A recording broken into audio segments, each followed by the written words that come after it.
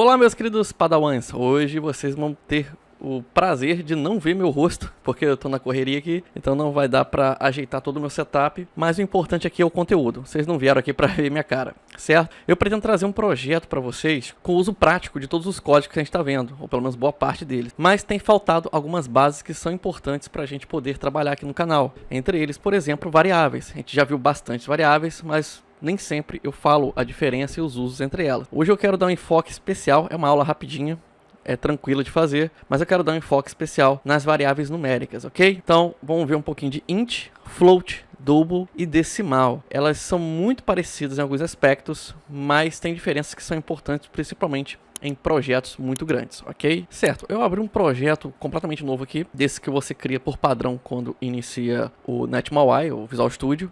Então você cria um projeto qualquer, tá? Ele só precisa ter um botão. Eu vou abrir aqui o XML da minha main page aqui no gerenciador de soluções. Então, 2 cliques. Ele veio já com o padrão que ele tem aqui. Eu já compilei ele para a gente ganhar tempo. Ele já vem com um botão. Se não tiver, você já pode criar botão, que essa altura você já deve fazer isso, ok? Entre no evento do botão. Vou apertar F12 para entrar. Se você estiver usando a mesma versão que eu, vai ter o contador, né, esse código que já vem padrão dele. Pode apagar todo o código que está no evento onCounterClicked ou cria um evento novo caso você tenha criado um botão do zero, ok? Também lembre de apagar a variável que está em cima. Beleza, então vamos lá. Nós temos as variáveis int, float, double e decimal. Dessas 4 eu só não trouxe decimal para o canal, mas a mais diferentona, por dizer assim, é o int, ok? O int porque é uma variável especificamente de números inteiros. Então toda vez que você for trabalhar com números inteiros, você vai utilizar o int. Beleza. Por que eu não trabalho direto com float ou double se todas essas três aqui já me permitem trabalhar tanto com números inteiros quanto números quebrados? Se eles trabalham com decimais, eles também trabalham com inteiro.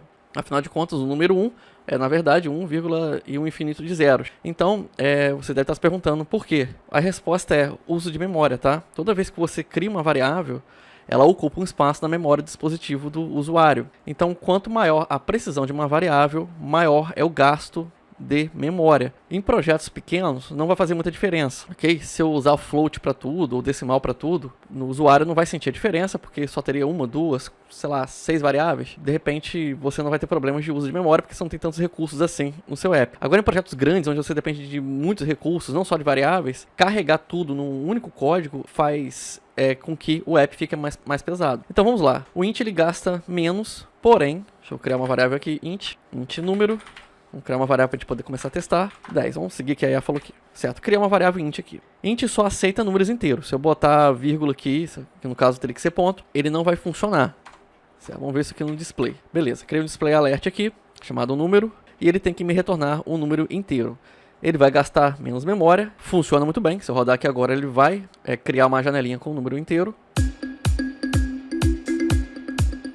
Vou clicar aqui no Click Me, beleza. Funcionou, não tem nada de especial aqui, ok? Contando que seja número inteiro, ele vai funcionar muito bem. Agora, se eu quebrar ele, se eu botar 10.1, já deu até erro aqui, ó, ele nem tá deixando. Ele pede para converter, não tem como. Ele pede para converter para int, então ele vai virar 10, acredito eu, pelas regras de conversão. Então eu nem consigo usar ele quebrado, ok? Então eu teria que usar float, double ou decimal. Ok, então se eu alterar isso aqui para float, vai dar erro ainda, porque quando eu coloco float, ele aceita números quebrados. Mas eu tenho que especificar para o float que esse número que tá aqui é um float, é um flutuante. Então no fim do número eu tenho que botar a letra F. Aí acabou o erro. Essa é a diferença do float até para os outros, ok? O float ele gasta menos memória do que o double e o decimal, mas gasta um pouquinho mais do que o int. O float gasta coisa de 4 bytes, se eu não me engano. Não vamos nos prender a aspectos técnicos, tá? É importante também avaliar a qualidade. Se você puder atender com float, que eu acho que aí vai ter mais 10, 15, ou melhor, até mais 7 casas decimais, na hora que você for fazer uma conta dentro do código, você consegue usar o float sem ter problemas, dentro do C#.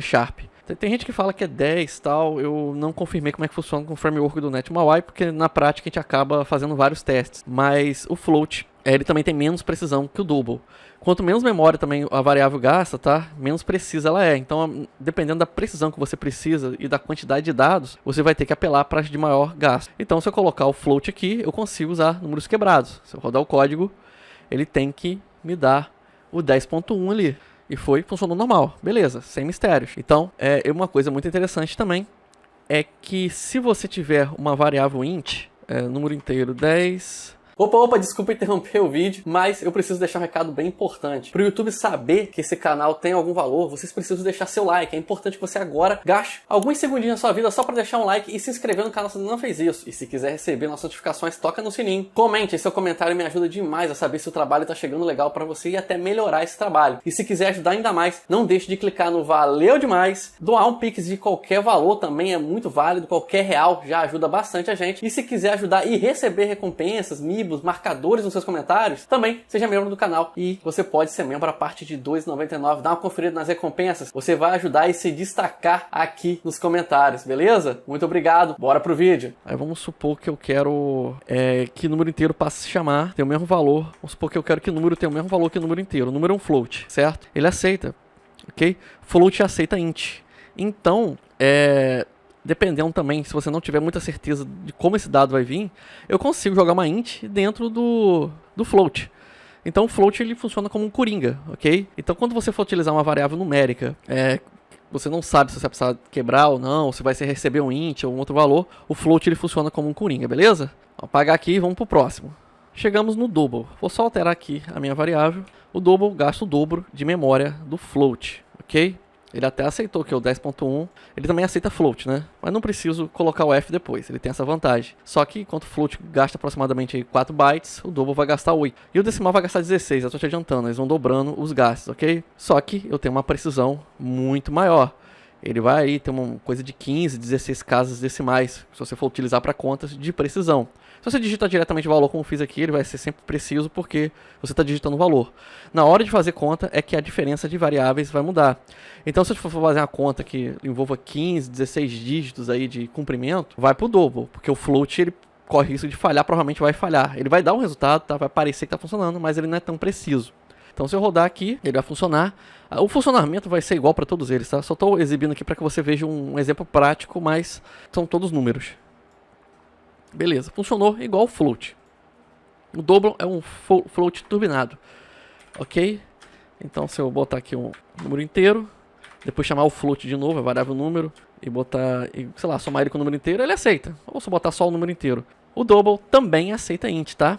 Então o double também é uma variável coringa, só que com um custo um pouco maior do que o float. Então deixa eu comentar isso aqui que a gente pode usar ali um decimal também.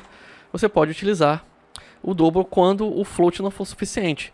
Eu utilizo mais para apps que envolvam algum tipo de pesquisa que eu sei que o comprimento dos dados não vão estourar o limite ali do double, ok? Então para esse tipo de precisão eu utilizo o double, porém existe uma variável ainda mais precisa que o double, que é o decimal. Essa variável, para dados muito críticos, principalmente quando envolve finanças ou até pesquisas muito amplas, né, que você sabe que tem uma grande margem de erro, você precisa fazer um arredondamento perfeito, você vai precisar usar o decimal.